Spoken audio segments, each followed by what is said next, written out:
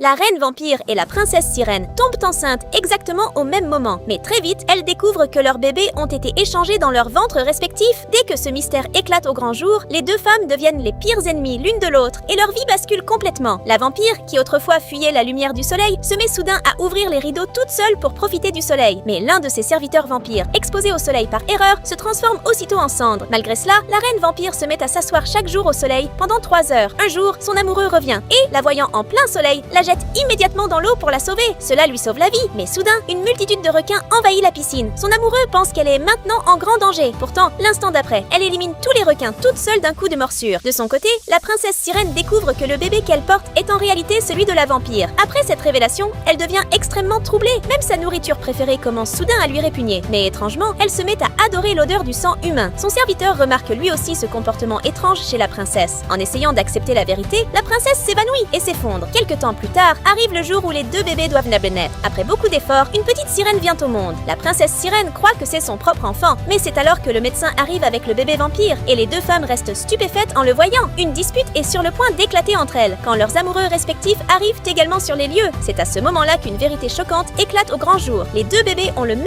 père, et le plus surprenant, c'est que cet homme était lui-même mi-vampire, mi-sirène. Alors que cet homme croyait que sa ruse avait réussi, la princesse appela l'unité de sécurité interespèces. Cette unité l'arrêta immédiatement.